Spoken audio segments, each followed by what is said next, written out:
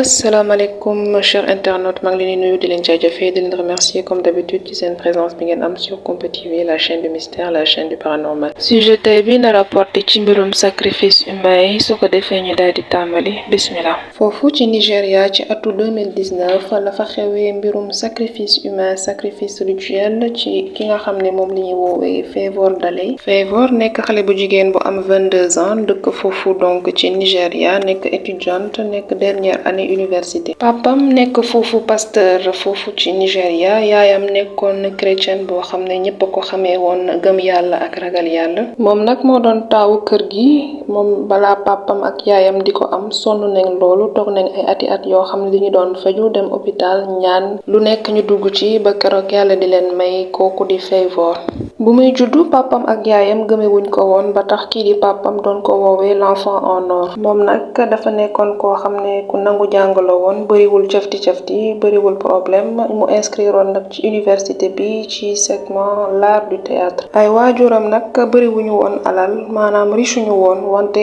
lépp loo xam ne seen doom daanoon na ko soxla wala daanoon na ko bëgg ñoom dinañ ci taxaw parce que bëggoon nañ lu gën ci moom. bu mu ñëwee nag ba nekk fi nga xam ne mooy dernière année maanaam benn at moo desoon mu daal di pare ay jàngam commencé di liggéey mu daal di xamanteeg benn xale bu góor bu tuddoon Owolabi Adiko. Owolabi nag ancien étudiant la woon foofu ci institution Lasso tax nag mu gën a bëgganteeg moom mu gën a miinanteeg moom. xalaatul woon keroog bu muy dugg ci relation bi ni kii Owolabi moo ko nar a sànk. ñoom ñaar génn nañ ci lu tollu ay weeri weer ba ki nga xam ne di Favour jot a jàpp biir xamuñu nag ndax dafa bokkoon ci rituel bi wala dafa nekk accident rek. jour samedi 8 décembre 2019 kii di Favour daal di jël week-end jóge université daal di dem seeti ki nga xam ne mooy waajuram yi fas yéene profito noppalu balaa li nga xam ne mooy examen am yi di ñëw ak tamit gis ñi nga xam ne mooy waa këram. samedi boobu bu mu yegsee dafa daal di jot benn coup de fil ki nga xam ne mooy faram daal koy woo ne ko na ko ñëw fekk ci benn bërëb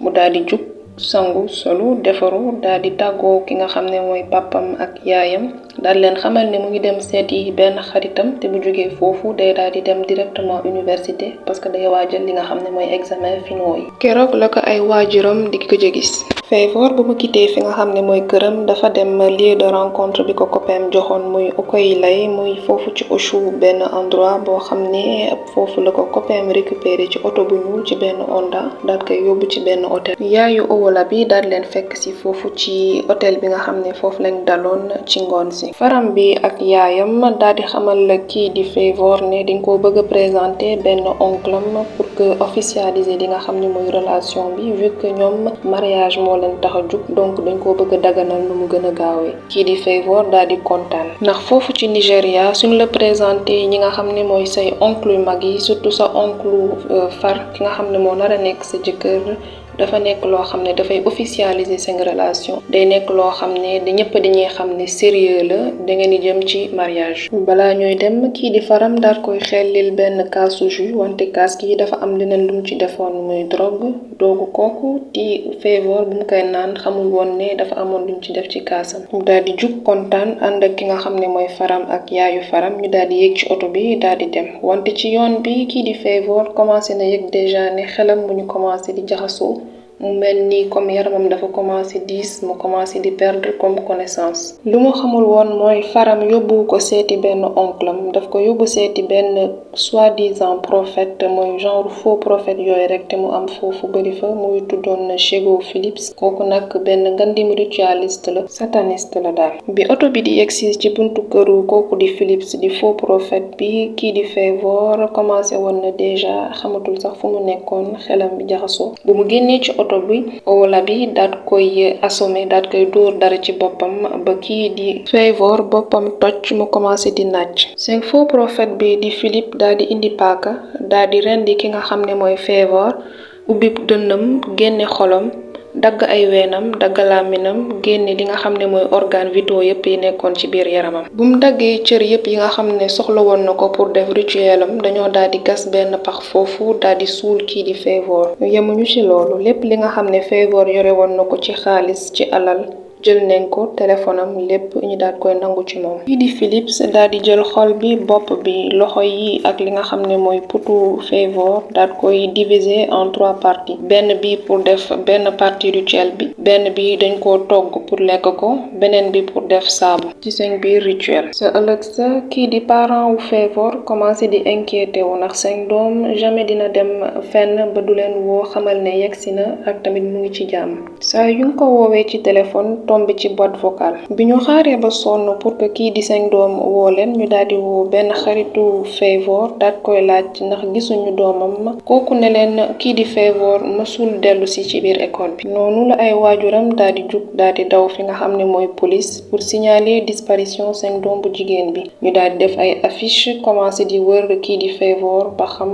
naka la demee naka la mën disparaître nii ci benn fan. police daal di ubbi enquête daal di commencé di retracer li nga xam ne mooy téléphone Favour ba xam ndax signal bi dinañ ko capter fenn. effectivement bu ñu seetee dañoo gis ne téléphone bi da doon signaler ci benn kër foofu ci Auchan. ndekete kii di Philippe Seng prophète bi kii di ritualiste bi moo jëloon li nga xam ne mooy téléphone Favour donc moo ko sàccoon bu mu defee seen rituel bi ba pare. bi ko police jàppee ba posé ko ay question def ko interrogation mu daal di commencé di wax di confessé wu donc admettre lépp li nga xam ne def na ko mu daal di nettali police lépp li nga xam ne def na ko Favour ni mu ko reyee daggati ko ubbi biiram ba pare togg ko jox ko kii di yaayam ak copain am. mu ne kii di Owola bi daf ko fay 210 000 naira bien que 250 000 naira lañ waxante woon pour que mu defal leen rituel bi moom nag mu ne bëggul woon sax def rituel bi wante dafa ñàkkoon pexe maanaam dafa soxla woon xaalis dafa ñàkkoon dafa nekkoon donc ci ay soxla yu bëri looloo tax mu dugg ci ay mbirum rituel pour am tuuti xaalis pour mën donc